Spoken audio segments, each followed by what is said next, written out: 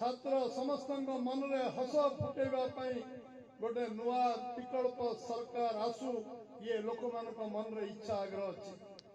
ये इच्छा आग्रह को पूरा करने दायित्व भारतीय जनता पार्टी अगणित कार्यकर्ता कठिन परिश्रम 4 वर्ष 10 मास अतिवाहित अतिक्रांत जो सरकार लंबा समय धरी 24 वर्ष विजु जनता दल सरकार अतिक्रांत आमर यशस्वी प्रधानमंत्री नरेंद्र मोदी नेतृत्व में केंद्र सरकार ओडिशा को 18,83,000 कोटी टंका देइचंती। ओडिशा विकास 29 लाख बासगृह देइचंती, 86 लाख स्वच्छ भारत पाइखाना देइचंती, विभिन्न कार्यक्रम सब प्रकार जिनस देइचंती।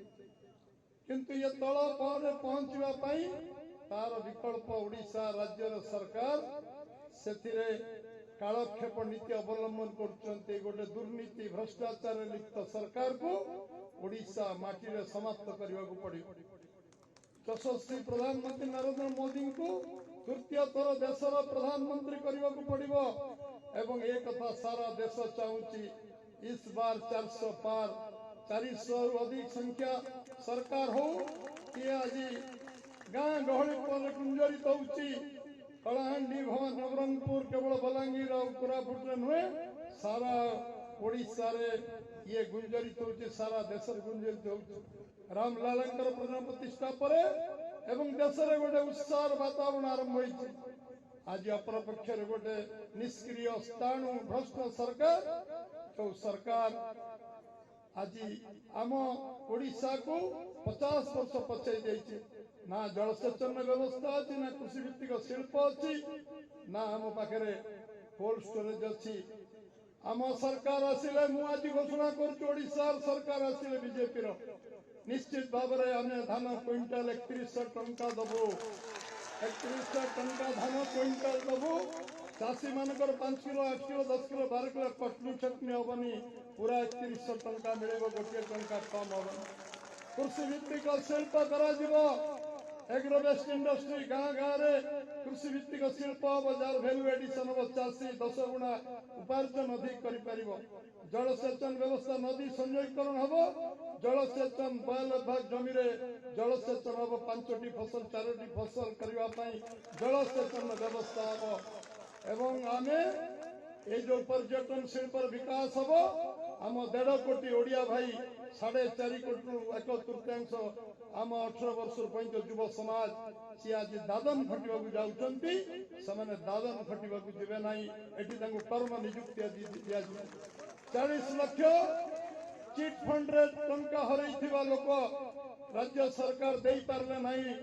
आज पर्यंत आमे सरकार आसबार 24 घंटा भीतर गवर्नमेंट ऑर्डिनेंस करी से जमी को सरकार हाथ को नब 40 लाख चिट फंड धारी को 3 मास भीतर समस्त पैसा फेरस्त दिया 2 कोटी लोक 40 लाख परिवार को पैसा चिट फंड पैसा फेरस्त दिया।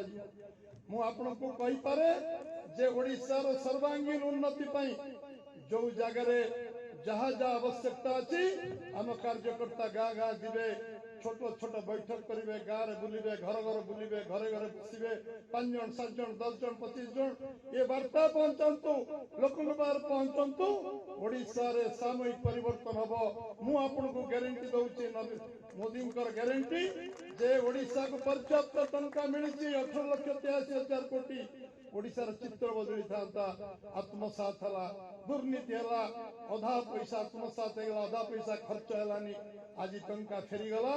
ओडिशार भाग्य निर्धारण भारतीय जनता पार्टी हम डबल इंजिन सरकार हम केंद्र रे नरेंद्र मोदी 3 थर सरकार हम ओडिशा रे डबल इंजिन प्रथम थर बीजेपी सरकार करिवो 5 वर्ष भीतर जहा काम करिवो 75 वर्ष इतिहास रही 25 वर्ष इतिहास रही से काम पूरा करा जीवो।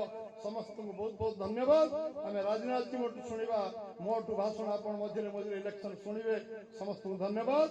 भारत माता की भारत माता की। जो मुहूर्त को आम 4टी लोकसभा क्षेत्र वरिष्ठ कार्यकर्ता माने अपेक्षा कर रही से मुहूर्त वर्तमान उपनीत। वर्तमान अनुरोध करी आज मुख्य आकर्षक भारत सरकार प्रतिरक्षा मंत्री श्रीयुक्त राजनाथ सिंह जी उद्बोधन रखिए।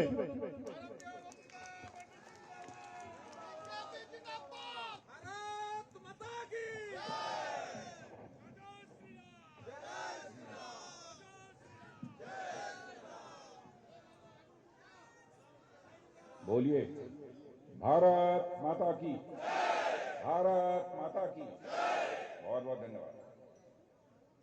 उड़ीसा प्रदेश भारतीय जनता पार्टी के आपके यहाँ आवाज ठीक है? नहीं, ये दो माइक लगी है इसलिए मुझे गड़बड़ हो रहा है। भारतीय जनता पार्टी उड़ीसा प्रदेश के अध्यक्ष श्री मनमोहन सामल जी और यहाँ के संगठन मंत्री श्री मानसी मोहंती,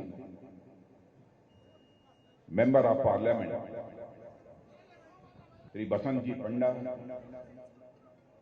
और दूसरी हमारी member of parliament Shrimati Sangeeta Singh ji Deo और Shriman KV Singh ji Deo, doctor Mukesh Mahaling, Shri Pradeep Nayak, Shri Aditya Madhi, Shri Nityanand Gond, Shri Kanak, Shri Parshuram Majhi, Shri Balbhadra Mahi, Shri Mahi Likha, Shri Arka Kesari Deo, Shri Himanshu Mehar, Shri Purnima Kerketta, Shri Ramesh Sahu, Shrimati Purnima Naik and Shri Kaliram माझी और 8 जिलों के हमारे मौजूद यहाँ पर सभी बहादुर, बहुत ही सक्रिय हमारे जिलाध्यक्ष और साथ ही साथ जो यहाँ की मैनेजमेंट कमेटी है भिन्न भिन्न जिलों की और भिन्न भिन्न विधानसभा क्षेत्रों की,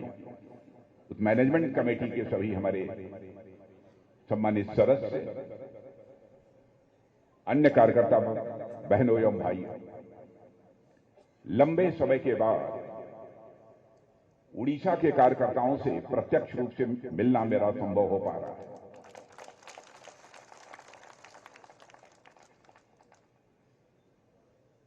और इस उड़ीसा के साथ मेरा एक भावनात्मक लगाव इसलिए मैं कह रहा हूं, 2006 में जब मैं भारतीय जनता पार्टी का राष्ट्रीय अध्यक्ष था, उस समय देश में कांग्रेस की सरकार थी। आतंक, असुरक्षा का सारे देश भर में माहौल था और सारा देश उस समय बहुत ही चिंतित था। हमारी पार्टी ने यह फैसला किया, यह जो सुरक्षा का संकट सारे देश में पैदा हुआ है, उसको लेकर जन सामान्य में जागरूकता करने और इसके खिलाफ एकजुट होकर खड़े होने के लिए, लोगों का आह्वान करने के लिए हम लोग एक भारत सुरक्षा यात्रा निकालेंगे। उस समय आदरणीय अडवाणी जी और पार्टी अध्यक्ष होने के नाते मैंने आधे भारत का अडवाणी जी ने नेतृत्व किया था और आधे भारत का उस समय भारत सुरक्षा यात्रा का नेतृत्व मैंने किया। और मैंने उस समय यह फैसला किया कि यदि मैं भारत सुरक्षा यात्रा का प्रारंभ करूंगा तो मैं किसी अन्य प्रदेश से नहीं करूंगा, बल्कि बाबा जगन्नाथ की धरती में उड़ीसा से ही अपनी यात्रा प्रारंभ करूंगा।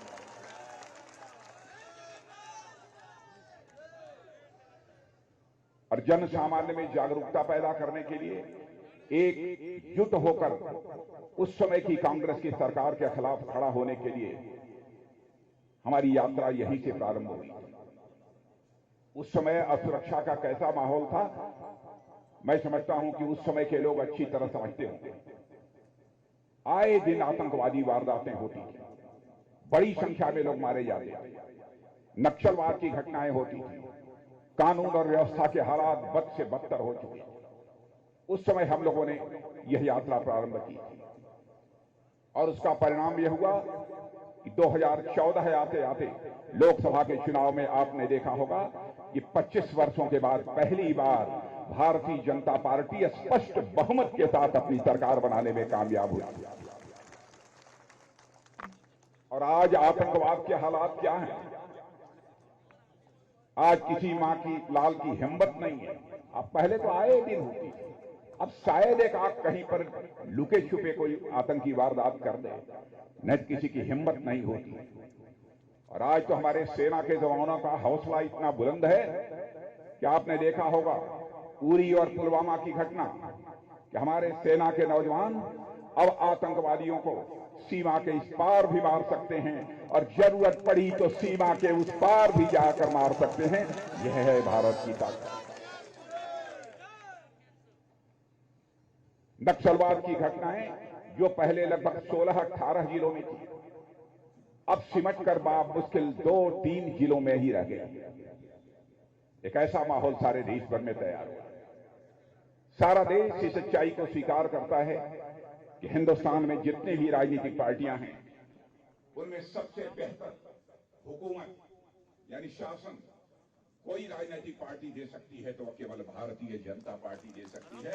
यह सभी की सच्चाई को स्वीकार करते हैं। और यही कारण है कि मोदी जी के भारत का प्रधानमंत्री बनने के बाद केंद्र में भी तो स्पष्ट बहुमत के साथ हम लोगों ने अपनी सरकार बनाई, वहीं पर हिंदुस्तान के अधिकांश राज्यों में भी हम अपनी सरकार बनाने में कामयाब हुए हैं। आज यदि मैं आप सभी कार्यकर्ताओं के बीच आया हूं, यह आपसे अपील करने आया हूं कि यहां भी डबल इंजन की सरकार काम करनी चाहिए। मेरे बहनों भाइयों, यह अपील करने के लिए आप सबके बीच आया। और यहां पर मैनेजमेंट कमेटी के हमारे सारे प्रमुख कार्यकर्ता यहां पर बैठे हैं। मैनेजमेंट कमेटी आप लोगों के कंधों के ऊपर पार्टी को जन सामान्य तक पहुंचाने की एक बहुत बड़ी जिम्मेदारी है। साथ ही साथ चुनाव का प्रबंधन कैसे हो, हमारा एक भी कार्यकर्ता शेष नहीं बचना चाहिए जो अपने अपने बूथ पर हर मतदाता के पास न पहुंच जाए। यह जिम्मेदारी आपको निभानी है। लाभार्थियों का जहां तक सवाल है, मैं दावे के साथ कह सकता हूं आजाद भारत के इतिहास में इस सरकार के द्वारा इतने लाभार्थी कभी नहीं रहे होंगे जितने लाभार्थी इस समय। मुझे जानकारी दी गई है कि यहां पर हर संसदीय निर्वाचन क्षेत्र में 11 लाख लाभार्थी हैं। हर संसदीय निर्वाचन क्षेत्र में 11 लाख लाभार्थी हैं। हर कार्यकर्ता को यह संकल्प लेने की आवश्यकता है कि हम अपने प्रधानमंत्री मोदी जी का संदेश लेकर फिर से हर लाभार्थी के पास जाएंगे।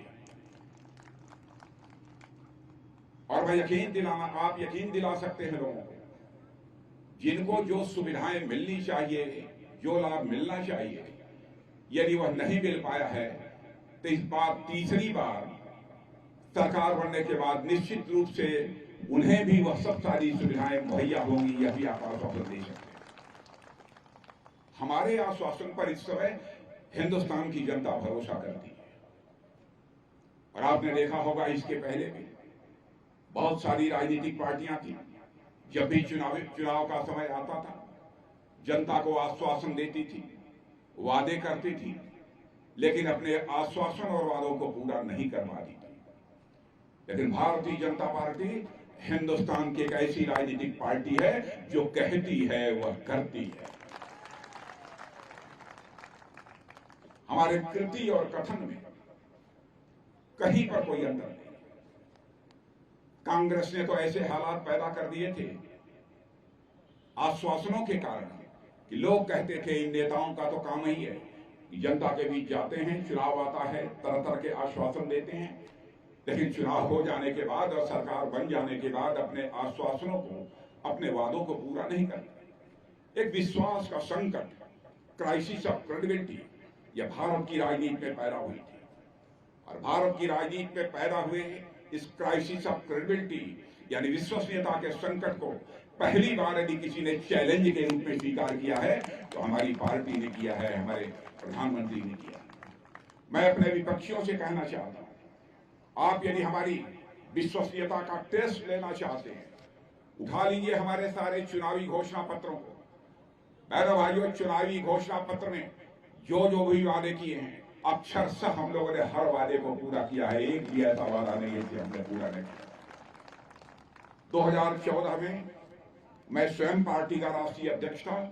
चुनावी घोषणा पत्र जब बन रहा था, मोदी जी बार बार कहते थे, राजनाथ जी देख लीजिएगा, कोई ऐसा वादा नहीं किया जाना चाहिए जिसे हम पूरा न कर सकें।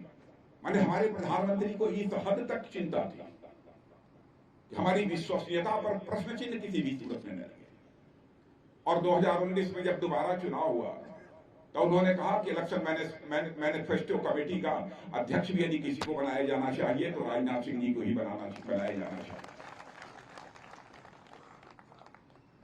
हम लोगों ने कहा था धारा 370 जम्मू कश्मीर की समाप्त करेंगे। बहनों भाइयों, डंके की चोट पर जम्मू कश्मीर की धारा 370 को हमने समाप्त कर दिया और आज जम्मू कश्मीर का वही दर्जा है जो हिंदुस्तान के अन्य राज्यों का है।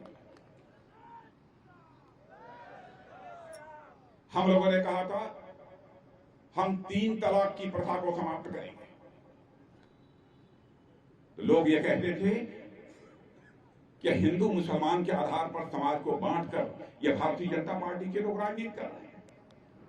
मैं 2 टूक शब्दों में कहना चाहता हूं बहनों भाइयों, हम जाति, पंथ और मजहब की राजनीति नहीं करते हैं। हम राजनीति करते हैं तो इंसाफ और इंसानियत की राजनीति करते हैं।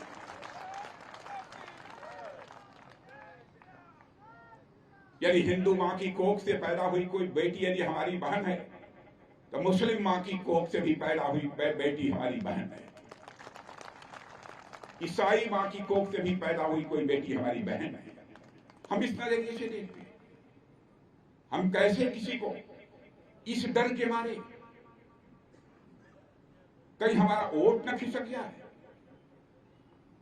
हम किसी को इजाजत नहीं दे सकते कि शादी होने के बाद आप कहीं बैठे रहिए और तलाक तलाक तलाक 3 बार बोल दीजिए और उसके साथ अपने रिश्तों को तोड़ दीजिए। भारतीय जनता पार्टी इसे किसी भी सूरत में स्वीकार नहीं कर सकती मेरे बहनों भाई। और हम लोगों ने इस वादे को भी पूरा किया। बार बार प्रारंभ से ही हम लोग 1984 से 1984 से कहते चले आ रहे हैं, जिस दिन हमको अवसर मिल जाएगा अयोध्या की धरती पर भव्य राम का मंदिर बनने से हमें दुनिया की कोई ताकत रोक नहीं पाएगी।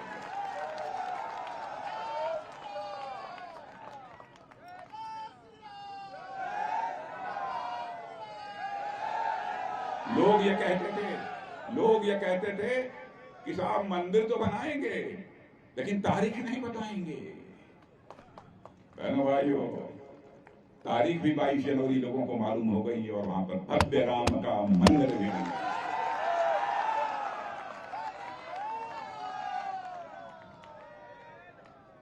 भारत जैसे 140 करोड़ की जनसंख्या के देश को चलाने के लिए कलेजा मजबूत चाहिए। कमजोर कलेजे से देश नहीं चलाया जा सकता। हमारी सांस्कृतिक विरासत, कल्चरल हेरिटेज, भारत की पहचान को बनाए रखने के लिए इसको सुरक्षित रखना यह हमारी नैतिक जिम्मेदारी है। हम इस दायित्व को पूरा कर रहे हैं।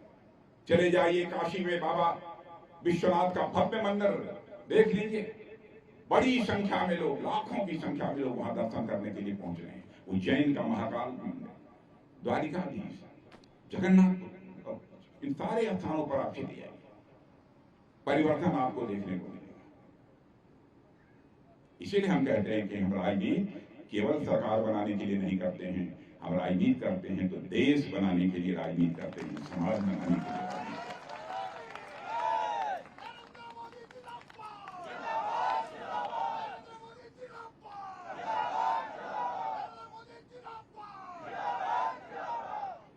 बहनों भाइयों, हमारे प्रधानमंत्री मोदी जी का अभिनंदन किया जाना चाहिए। दुनिया में कोई भी शासक, कोई भी प्रधानमंत्री और राष्ट्रपति उस काम को नहीं कर पाया जिस काम को हमारे प्रधानमंत्री नरेंद्र मोदी ने किया।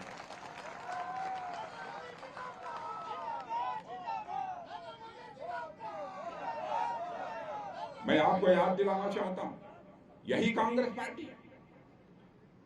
लंबे समय तक इन्होंने हिंदुस्तान की जनता को छला है, धोखा दिया है और विशेष रूप से इन्होंने धोखा दिया है तो हमारे हिंदुस्तान के गरीबों को दिया है। मेरे बहनों भाई, ये कहते थे कांग्रेस की सरकार बनाओ और गरीबी को मिटाओ। बराबर गरीबों ने कांग्रेस की सरकार लंबे समय तक इस हिंदुस्तान में बनाई। गरीबी मिटने की बात तो दूर, गरीबी समाप्त होने की बात तो दूर, गरीबों की संख्या लगातार बढ़ती चली गई। 9 महीने के अंदर हमारे प्रधानमंत्री ने वह करिश्माई काम कर दिया कि अब मैं नहीं कह रहा हूं, नीति आयोग कह रहा है कि इस हिंदुस्तान के 25 करोड़ लोगों को 9 वर्ष के अंदर ही हमारे प्रधानमंत्री ने गरीबी के संकट से बाहर किया है, गरीबी की रेखा से बाहर कर दिया। यह कोई छोटी मोटी उपलब्धि नहीं है। हमारी माताएं बहनें आज गृहलक्ष्मी बन गई है। 2 करोड़ से ज्यादा लखपति दीदी बन गई है।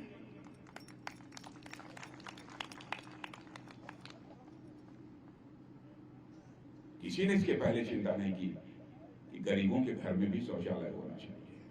आलीशान महलों में रहने वाले, बड़े बड़े घरों में रहने वाले माताओं बहनों की जो इज्जत और असमत होती है, मेरे बहनों भाइयों, हमारी झोपड़ियों में रहने वाली माताओं और बहनों की इज्जत और असमत की देखेंगे, उनका भी सम्मान होता है।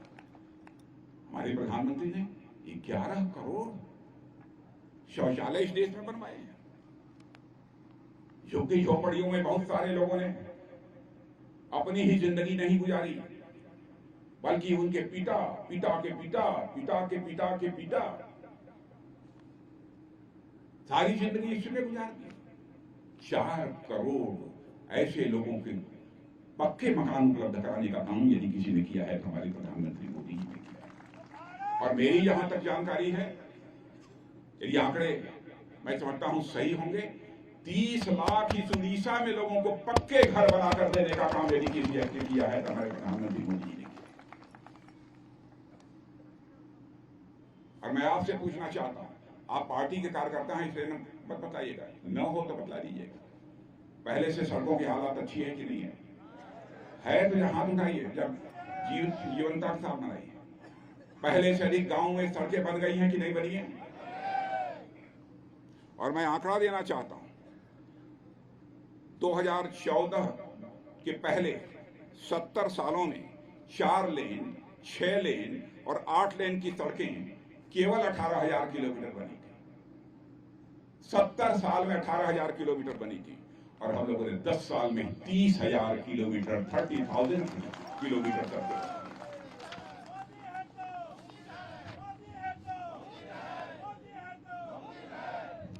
एयरपोर्ट्स की संख्या दूनी हो गई है।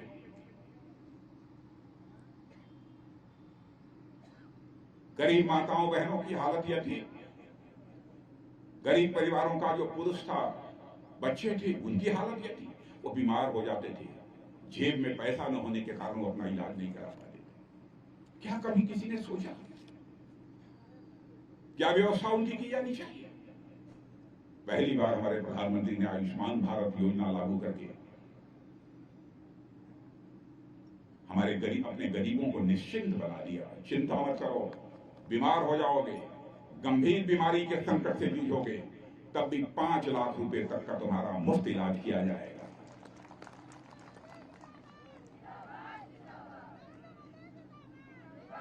और 1 साल में तुम्हारे 5 लाख रुपए में तुम्हारा रोग ठीक नहीं होगा, तुम्हारा इलाज नहीं हो पाएगा, तो फिर अगली बार भी 5 लाख रुपए तक का तुम्हारा मुफ्त इलाज किया जाएगा।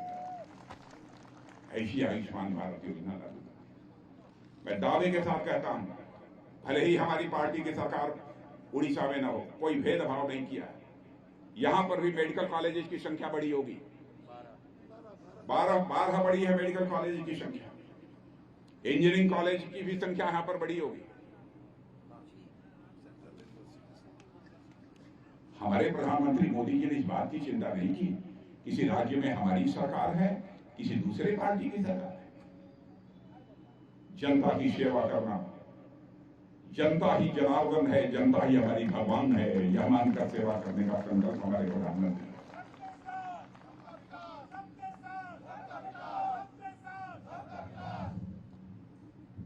बहनों भाइयों, कांग्रेस पार्टी और अन्य राजनीतिक पार्टियों के लिए परिवार या जन ही जनार्दन होता है, परिवार ही भगवान होता है। लेकिन हमारे लिए इस देश की जनता जनार्दन है, जनता ही भगवान है। इसलिए हम लोग ये सब सारे काम कर पाते हैं। पहले मैं उड़ीसा में भी कह सकता हूं दावे के साथ, कांग्रेस पार्टी की सरकारों ने बहुत सारे शिलान्यास किए होंगे, बहुत सारे काम किए होंगे, लेकिन शिलान्यास किया होगा, बहुत सारे प्रोजेक्ट रहे, शिलान्यास करने के बाद छोड़ दिया होगा, वो पूरे नहीं हुए होंगे। लेकिन हमारे प्रधानमंत्री ऐसे हैं, जिस प्रोजेक्ट का शिलान्यास करते हैं उसका वो उद्घाटन भी करते हैं। अभी हाल में ही हमारे प्रधानमंत्री का शायद यहां पर आना हुआ है, इंडियन इंस्टीट्यूट ऑफ मैनेजमेंट, उसका शुभारंभ करने के संबलपुर में उसका शिलान्यास किया है। तो आप मान लीजिए, संबलपुर में यदि इंडियन इंस्टीट्यूट ऑफ मैनेजमेंट का शिलान्यास हमारे प्रधानमंत्री ने किया है, मैं सोचता हूं 1-2 साल में उसका उद्घाटन करने के लिए उद्घाटन हो गया, शिलान्यास भी किया था, उद्घाटन भी हो गया। यह है हमारी पार्टी की सरकार। वैसे मैं सारे अचीवमेंट की चर्चा करना प्रारंभ करूंगा मेरे बहनों भाइयों, तो बहुत समय लगेगा, मैं करना नहीं चाहता बहुत विस्तार में, क्योंकि आगे भी हमारे 2 कार्यक्रम अभी शेष हैं। बस इतना ही कहना चाहता हूं, देश आगे बढ़ रहा है, तेजी के साथ आगे बढ़ रहा है, आपको और ताकत के साथ लगने की जरूरत है। और ये आप संकल्प लीजिए, मैं ये नहीं कह रहा हूं कि अपने घर से रिश्ता तोड़ दीजिए, लेकिन आपसे मैं ये जरूर अपेक्षा करता हूं कि 24 घंटे में कम से कम 12 घंटे का समय भारतीय जनता पार्टी के लिए दिया जाना चाहिए, कम से कम 12 घंटे का समय दिया जाना। आप अपने मतदाता बहन भाई तक जाइए, जो काम हमारी सरकार ने किया है केवल उस काम के बारे में याद दिलाने की जरूरत है, बहुत आश्वासन देने की जरूरत नहीं है। लोग ये जानते हैं जो काम इस बार नहीं हो पाए होंगे, मोदी जी तीसरे टर्म में उसको पूरा करें।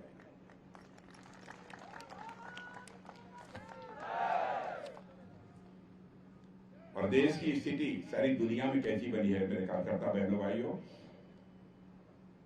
आपको इसका अनुमान होगा।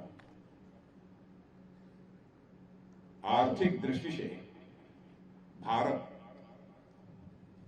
अब दुनिया का कमजोर देश नहीं माना जाता, गरीब देश नहीं माना जाता। आर्थिक दृष्टि से भी दुनिया में हमारा भारत देश अर्थव्यवस्था की दृष्टि से सर्वाधिक तेजी से आगे बढ़ते हुआ देश माना जाता है। तेजी के साथ भारत आगे बढ़ता है।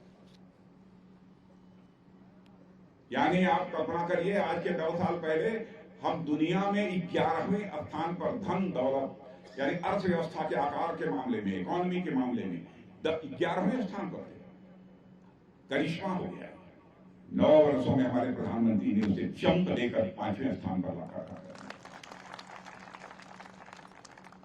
और मैं नहीं कह रहा हूं, दुनिया की मानी जानी फाइनेंशियल फर्म्स, वित्तीय संस्थाएं, मॉर्गन स्टैनले भी एक मानी जानी फर्म है, वह भी ये कहती है कि वह दिन दूर नहीं है कि 2027 आते आते यानी 3 साल के अंदर ही भारत दुनिया के टॉप 3 कंट्रीज में आकर खड़ा होगा। और सुन लेना मेरी बात, जिस तरीके से देश आगे बढ़ रहा है बहनों भाइयों, 2047 आते आते यानी आजादी के 100 वर्ष पूरा होते हुए भारत दुनिया का एक विकसित देश बन जाएगा।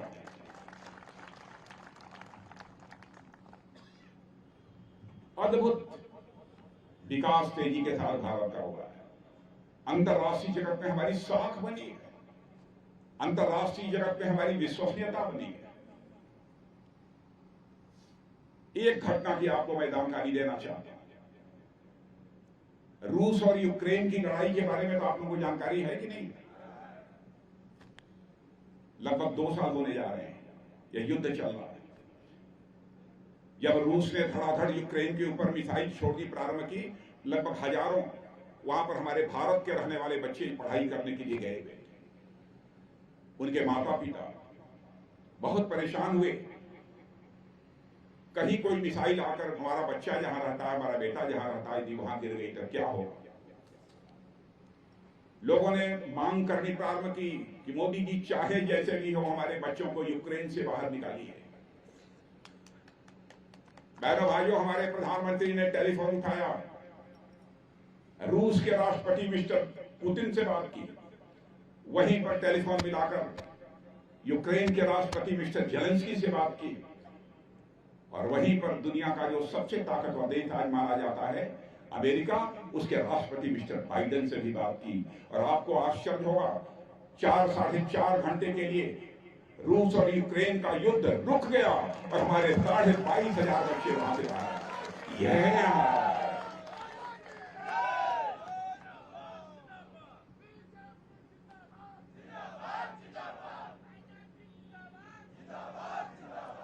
और हम लोगों ने जब भारतीय जनता पार्टी को खड़ा करना था, उस समय गांव गांव जाकर जो काम किया है बहनों भाइयों, सोचा नहीं था हम लोगों ने कभी कि भारतीय जनता पार्टी अपने दमखम के आधार पर अपनी सरकार बनाएगी, कभी सोचा नहीं था।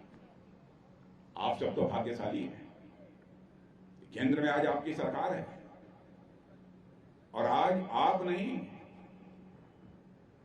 अब तो राजनीतिक जो सर्वेक्षक हैं, पॉलिटिकल एनालिस्ट हैं, उनको भी अब विश्वास यह होने लगा है कि अगली बार वहां तो सरकार है ही, यहां भी हमारी सरकार।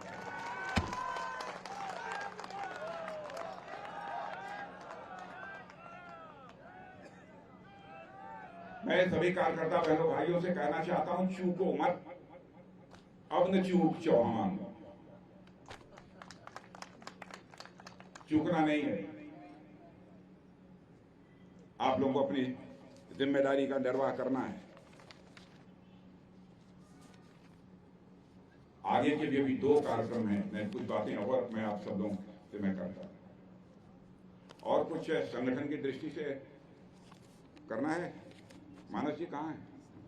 मानस जी देखिए, यह है भारतीय जनता पार्टी, यह है भारतीय जनता पार्टी।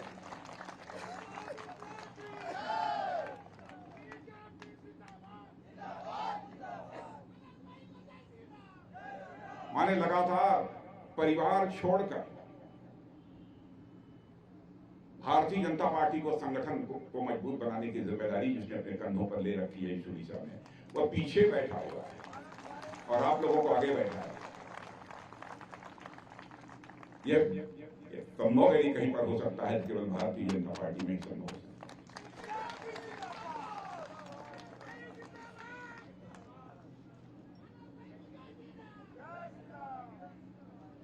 आप लोगों की जिम्मेदारी है, घर घर तक जाइए, लाभार्थियों से मिलिए, जो जो किया है, क्योंकि सूची सबके पास होगी, मुझे बहुत उसमें चर्चा करने की जरूरत नहीं है। आगे बढ़िए। आपका भारतीय जनता पार्टी का अध्यक्ष भी मनमोहन सामल जी भी बड़े सुलझे हुए, अनुभवी और कार्यकर्ताओं के साथ कंधा से कंधा मिलाकर चलने वाले अध्यक्ष। अहंकार नाम की कोई चीज नहीं। इसलिए आज के अवसर पर मुझे कुछ कहना नहीं है, तो मैं आश्वस्त होकर जाऊं। पक्का मैं पीछे के लोगों से आप सबसे पूछना चाहता हूं, सहमत है? जरा हाथ उठा के बताइए। या मैं प्रेस के मित्रों से कर रहा हूं, या देखिए प्रेस के मित्रों की इधर देखिए,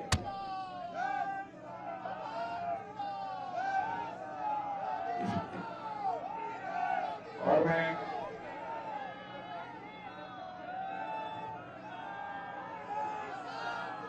और एक बार सरकार बनने के बाद मैं मनमोहन सामल जी को कहूंगा कि कभी भी जब भी आपको फुर्सत मिले तो एक बार मुझे फिर से कार्यकर्ताओं के बीच बुला लेना, और यदि मैं दोबारा आना चाहूंगा कार्यकर्ताओं के बीच,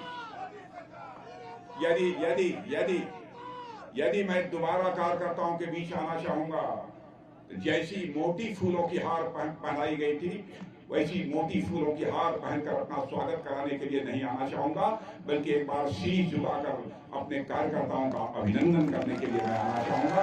इन्हीं शब्दों के साथ आप सबको बहुत बहुत धन्यवाद।